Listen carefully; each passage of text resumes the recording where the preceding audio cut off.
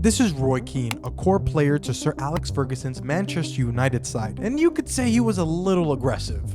If you were disrespecting him in any way, you would most likely feel the consequences later. One of Roy's victims is someone you might know. Not Haaland, but his dad actually. Alfred Haaland would face Roy Keane when Manchester United would play against Leeds United. This was a pretty cagey fixture, and Alfred didn't make it any better when he would injure Roy Keane and shout in his face. Alfred had thought Roy was faking an injury to get a foul, but Keane had tore his ACL and was out for months. Some time would go by, and Alfred would join Manchester City in 2000, but wouldn't come up against Roy again until 2002 in the Manchester Derby. The rest is history.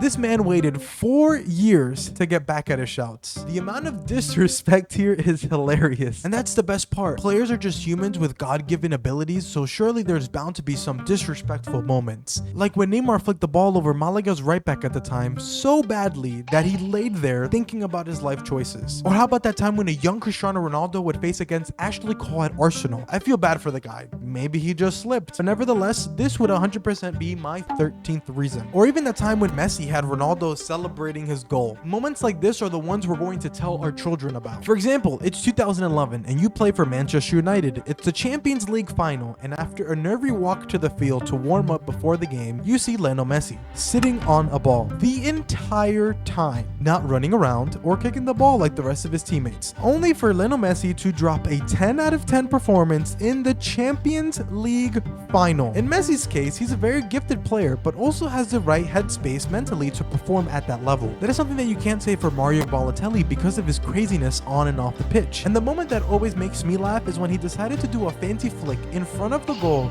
in a preseason friendly.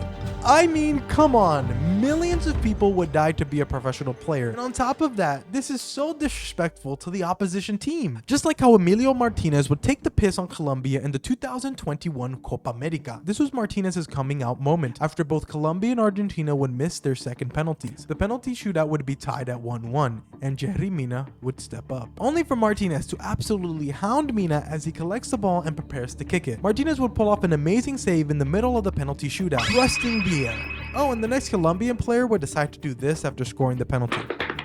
Just to lose. It's not awful to lose against Argentina. They're the world champions. But there was one man almost responsible from taking that away from them. Kylian Mbappe would score a penalty to get one back in the World Cup final, but to score this right after is ridiculous. He was on a mission to carry France. Just how Human-Son would carry the ball all the way from here and score a goal. Or when Messi would carry the ball from the halfway line after Suarez missed a one-on-one to score this. I mean, there aren't many players that can score that. Like this Bellingham goal to tie the game in the 90th minute. And he would celebrate by saying, "Who else?" While it was appropriate to celebrate like that, what about when it's not? Garnacho is a very talented youngster for Manchester United, and at this moment he thought he won the game. I mean, imagine fighting for a 3-2 win at the end of the game, only for the game to end 3-4. It's almost as good as Messi's infamous goal in El Clásico. In a long tough game between FC Barcelona and Real Madrid in the Santiago Bernabeu, Sergio Roberto would make a darting run from the back to set up one of the most iconic goals of all time. In a game in which Messi was kicked and bullied on and off the ball, eventually leading to a celebration seen across the globe.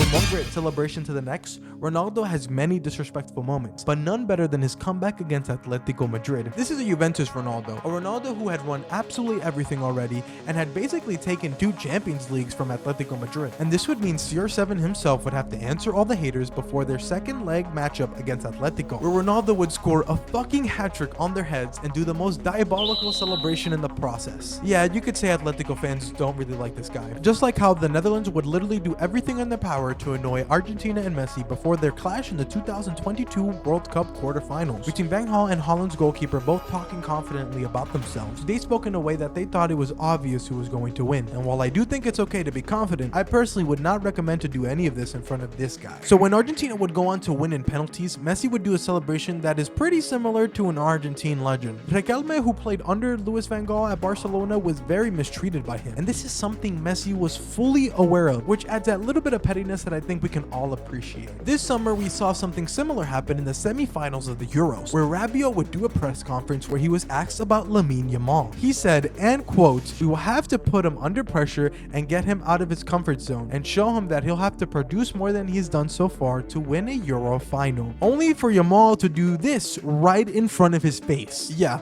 checkmate. Or like the time Ronaldo would say Real Madrid would not Almeria before their confrontation with prime FC Barcelona. And do you want to take a guess at what the score was that day? 3-2, 2-1, 4-3? 5-0. They scored 5 goals against Real Madrid and conceded 0. These El Clásicos weren't easy though, far from it. Jose Mourinho is a prime example of why it wasn't easy. Jose made these players hate the Barcelona players so much that those amazing Spanish teams would get into arguments as a result of it. This and the media really consumed everyone involved, even the managers, like Pep Guardiola, who in one press conference would just concede to Jose. En esta sala, él es el puto jefe, el puto amo, es el que más sabe del mundo. Yo no quiero ni competir ni un instante. Solo recuerdo que hemos estado juntos 4 años. Él me conoce y yo le conozco. After all that, with all the mental charades Jose put Pep through, Barcelona still kicked their ass.